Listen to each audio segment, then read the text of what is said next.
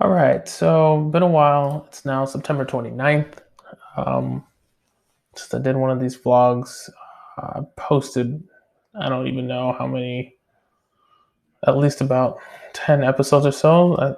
As far as my notes, the last one I had was Office Politics, so I want to say that was episode 8 or so. So episode released, released the wealth gap, debt freeze, diploma versus done it. All the way up to, and I'm now on the about to roll out in 2 days is the classroom coins about how to pay teachers more. Um, so I also put together the blog posts to be able to be done and uploaded those. Found a new um, tool called Duplikit that might be able to translate my podcast content into blog posts, which will add more content to be able to stream out there and everything. So that was good. I think I'm going to try it, test it out. I think there's a free version, so that's always great.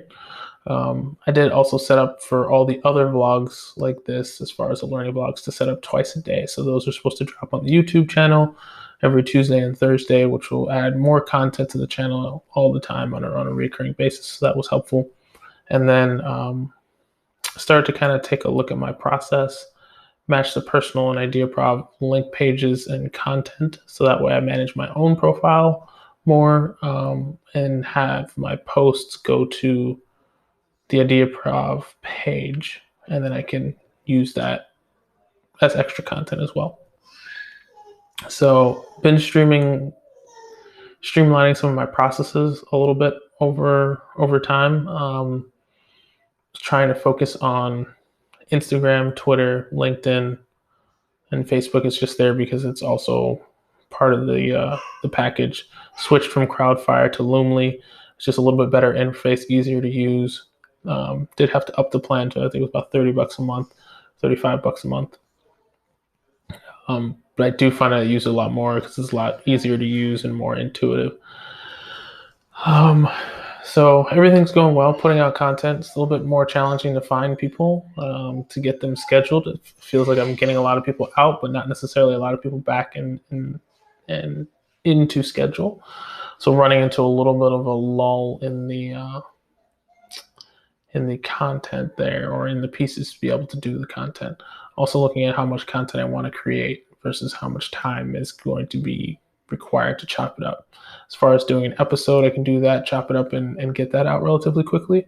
But it's all the audiograms and the other stuff and the socials and stuff that by the time that I get the episode chopped up and all that, it's rough to get back in the thing and, keep pushing it out there.